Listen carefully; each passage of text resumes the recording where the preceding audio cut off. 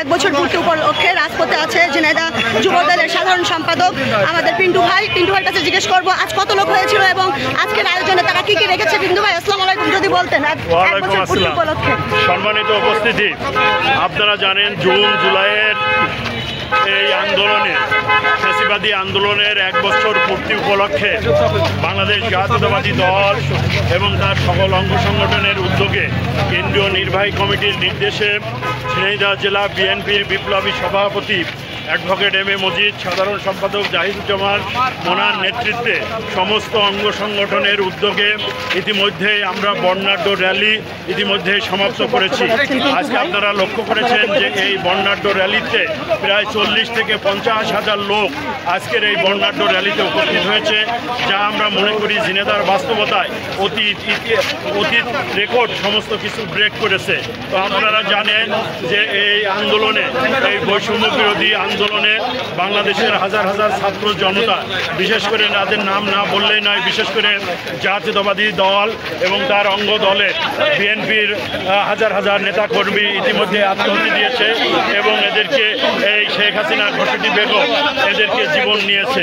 তো আমরা চাই সেই আন্দোলনের মাধ্যমে গত 5ই আগস্টে আপনারা লক্ষ্য করেছেন বাংলাদেশের ছাত্র জনতা সহ এই আমাদের দেশনায়ক তারেক রহমানের নেতৃত্বে যে সারা বাংলাদেশে যে আন্দোলন হয়েছে, সেই আন্দোলনে 5ই আগস্টে খুনি হাসিনা বাংলাদেশের বাস্তবতায় আজকে পার্শ্ববর্তী রাষ্ট্র ভারতে তারা আশ্রয় নিয়েছে।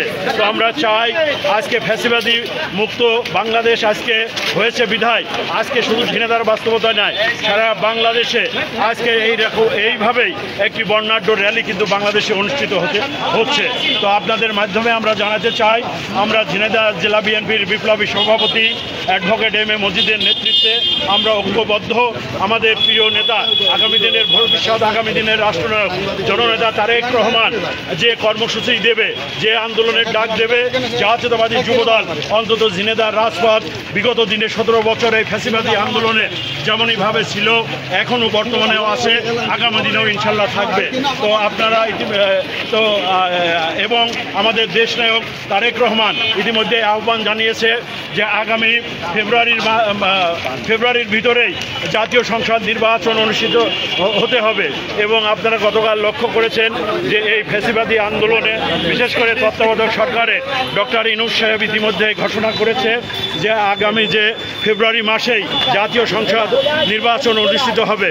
তো আমরা আমাদের যে আন্দোলনের রূপরেখা ছিল, বিশেষ করে দেশব্যাপী মানুষের ভোটের অধিকার ফিরিয়ে দেবার, সেই ভোটের অধিকার ফিরিয়ে দিতে আমাদের বিশ্বাস এই নির্দলীয় তত্ত্বাবধায়ক সরকার যে কথা দিয়েছেন সেই কথা রাখবেন এবং সেই কথা অনুসারে আল্লাহ যদি রহমত করে এবং জনগণের রায় নিয়ে ইনশাল্লাহ বিএনপি আগামী দিনে রাষ্ট্রীয় ক্ষমতায় যাবে এবং দেশ যে সুন্দর সুফলা শহীদ জিয়াউর রহমানের নীতি আদেশের উপরে দাঁড়িয়েছিল সেটা ইনশাল্লাহ কার্যকর হবে।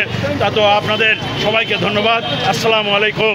বাংলাদেশ জিন্দাবাদ, জাতীয়তাবাদী যুবদল জিন্দাবাদ, দেশনেত্রী বেগম খালেদা জিয়া জিন্দাবাদ, আগামী দিনের রাষ্ট্রনায়ক মহামাটি নেতা জননেতা জনাব তারেক রহমান জিন্দাবাদ, শহীদ রাষ্ট্রপতি জিয়াউর রহমান অমর হোক। সবাইকে ধন্যবাদ। আসসালামু আলাইকুম। ধন্যবাদ পিন্টু ভাই, অসংখ্য ধন্যবাদ আপনাকে। চলো সামনে চলো এবার।